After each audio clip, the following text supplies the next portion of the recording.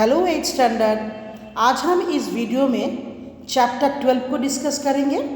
अच्छा, इससे पहले वीडियोस में मैंने ऑलरेडी चैप्टर 12 शुरू कर दिया था। हमारा टाइटल था फ्रिक्शन। तो आज हम आपसे डिस्कस करेंगे इंक्रीजिंग ऑफ फ्रिक्शन। पहले वीडियोस में हमने advantage and disadvantage of frictions को लेकर डिस्कस किया था।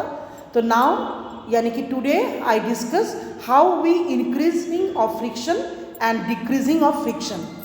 तो फ्रिक्शन को अगर हम ज़रूरत पड़ने पे कैसे बढ़ा सकते हैं और कैसे घटा सकते हैं, देखिए जैसे कि हम जब जानते हैं जो जूते के सोल्स होते हैं ना, सोल्स ऑफ शूज़ और टायर, आजकल उनके नीचे बहुत सारा ग्रुप रखा होता है।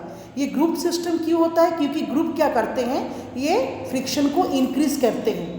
Group soles produce better grip. अगर जिन जूते को नीचे अगर सोल्स ग्रुप्ड होता है तो एक बेटर ग्रिप तैयार होता है ऑन द फ्लोर के ऊपर and prevent you from sleeping on the smooth floor. अगर आप किसी स्मूथ या किसी ऑयली या स्लिपरी जगह से गुजर रहे हो तो ग्रुप्ड सोल्स वाले जो अगर शूज़ हम पहनते हैं तो उसमें फिसलने के चांसेस बहुत कम रहता है। एथलेटिक्स आप लोग देखोगे, जो एथलेटिक्स जो दौड़ते हैं वो हमेशा स्पाइक्स पहनते हैं। It increase the grip and run faster. इससे क्या होता है, उसका ग्रिप बनता है और वो बड़े तेज़ी से ग्राउंड के ऊपर से दौड़ सकते हैं। Similarly the tyre of truck, buses, car, tractor and जो बुलडोजर्स होते हैं उनमें भी ग्रुप्ड होते हैं। आपके पहिए में देखो इस तरह से पिक्चर्स में दिखाई दे रहा है, जो इनसे बेटर ग्रिप बनाता है टू द ग्राउंड में चलने के लिए। नेक्स्ट है यूज़ ऑफ ब्रेक पैड। इन ब्रेक सिस्टम्स में जो ब्रेक पैड लगाया जाता है उससे भी हम लोग फ्रिक्शन को इंक्रीज कर सकते हैं। किस तरीके से, देखिए इन ब्रेक सिस्टम्स में brake pad are deliberately used in the automobiles में इस्तेमाल होते हैं बाईसाइकिल में टू इंक्रीज द ग्रिप को बढ़ाने के लिए। When you ride on a bicycle the brake pad remain at a gap from the rim. आप लोग जो बच्चे स्कूल आप लोगों के पास साइकिल्स है तो आप लोग देखोगे जो ब्रेक में जो ब्रेक पैड होता है ना वो रिम से थोड़ा सा दूर में रहता है।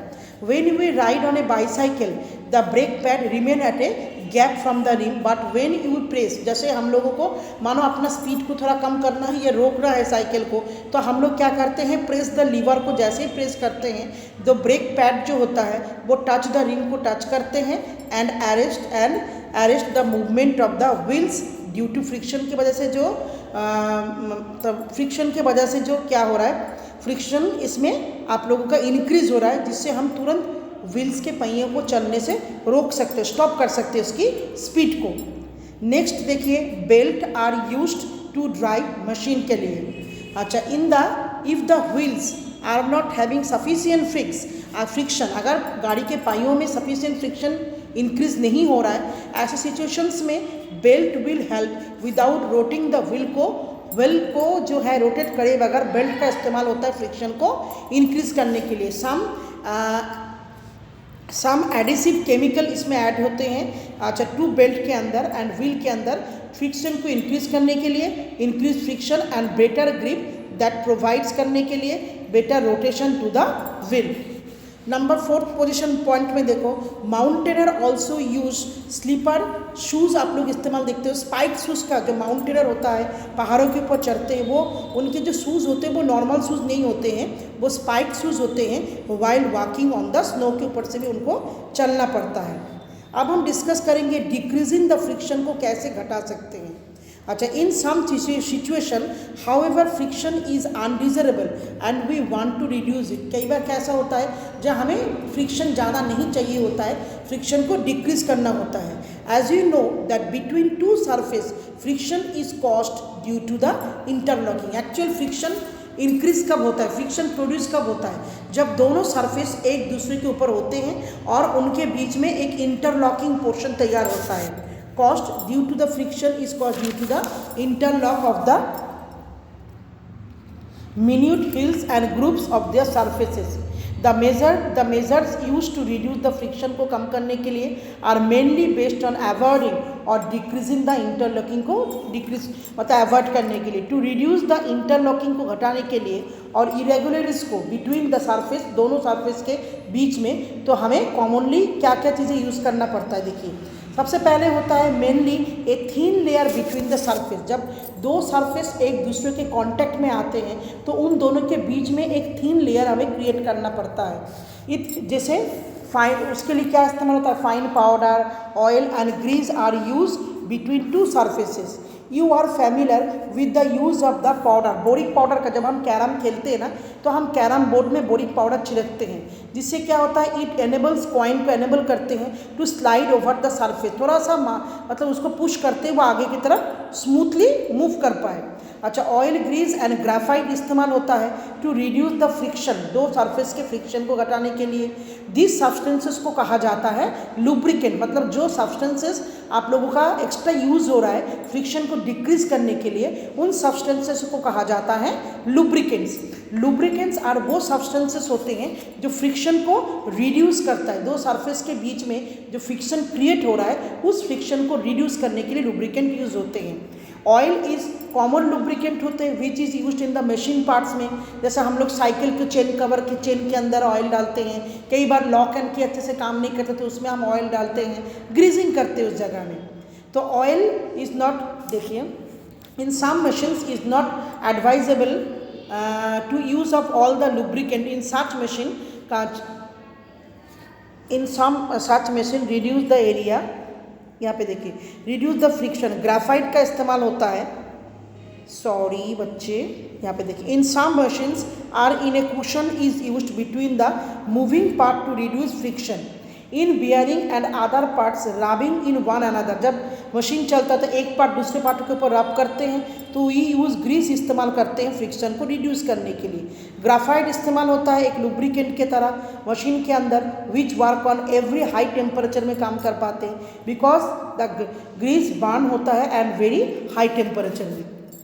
नेक्स्ट पॉइंट देखिए, by polishing and making surface smooth, इसमें कैसे काम होता है, frictions is also reduced by making surface, जितना हम सरफेस को स्मूथ करते हैं तो फ्रिक्शन रिड्यूस्ड होता है।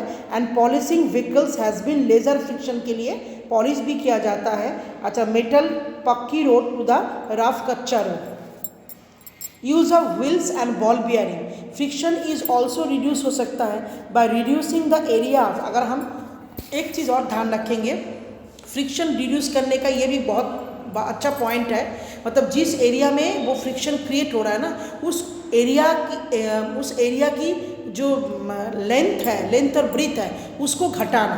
तो friction is also reduce by reducing, उनके एरिया को अगर हम घटा सकते हैं, कॉन्टैक्ट एरिया को बिटवीन टू सरफेस, तो फ्रिक्शन जो अपने आप ही घट जाता है। यू मस्ट हैव सीन, हमने देखे होंगे आजकल बड़े बड़े जो लगेज बैग होता है ना, सबके नीचे देखोगे आप व्हील या पहिया रहता है, तो हमें ज़्यादा लोड अपने हाथ से खींच के लेके नहीं जाना पड़ता है, हम उस व्हील के माध्यम से बड़े आसानी से बैग को खींचते हुए लेके जा सकते हैं। तो व्हील्स क्या कर रहा है, reduce the area of contact, bag का अगर पूरा पार्ट अगर ज़मीन में घिसटते हुए चलता तो वो लार्जर एरिया को कवर करता, और व्हील से क्या हो रहा है, उसकी कॉन्टैक्ट एरिया घट रहा है, जिसके वजह से वो रिड्यूसन जो है डिक्रीज हो रहा है, और वो जो है बैग जो है बड़े आसानी से हम एक जगह से दूसरी जगह में मूव कर पा रहे हैं।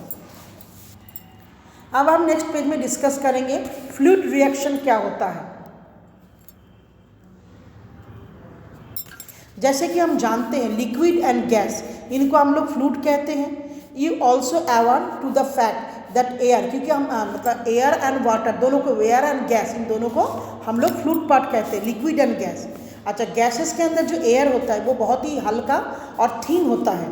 येस, इट एग्जर्ट फ्रिक्शनल, इनके अंदर भी फ्रिक्शनल फोर्स क्रिएट होता है जब कोई ऑब्जेक्ट इसके अंदर से गुजरते हुए जाते हैं, यानी कि aeroplane, helicopter. Similarly water and the other liquid जो होते हैं वो भी एग्जैक्ट फ्रिक्शनल फोर्स के एग्जर्ट करते हैं when object move through them. So the friction produce by liquid से जो फ्रिक्शन प्रोड्यूस हो रहा है when object move through them is called the fluid friction कहते हैं, और फ्रिक्शनल फोर्स और फ्लूइड और ड्रैग। अच्छा, do you remember about the shape of the body in the, तुम्हें फिश और बर्ड्स के बॉडी का शेप आप जानते हो, what type of shape of the fish have to overcome the friction. अब एक मछली जब पानी के अंदर से गुजरता है तो वाटर के साथ उसके बॉडी के अंदर भी एक फ्रिक्शनल फोर्स क्रिएट होता है। उस फ्रिक्शनल फोर्स को वो कैसे रिड्यूस करता है, क्योंकि उसकी जो बॉडी होता है ना वो स्ट्रीमलाइन शेप होता है, जिस वजह से जो है फोर्सेस मतलब इन तुम्हारा फ्रिक्शन जो है रिड्यूस हो रहा है, घट रहा है। तो what type of shape is not in streamline, this is the reason, यही वही कारण होता है that the body of the aeroplane, ship, missiles, car rockets and streamline the इनका जो बॉडी का शेप ऐसे ही बनते हैं जिससे वो reduce the fluid friction to great extent. तो बच्चे इसके साथ ही ये चैप्टर्स हमारा कंप्लीट हो रहा है। ये दोनों वीडियो से मैंने ये चैप्टर आप लोगों को डिस्क्राइब किया है। मैं आशा करूँगी ये चैप्टर सबको अच्छी तरह से समझ में आया है। Thank you students.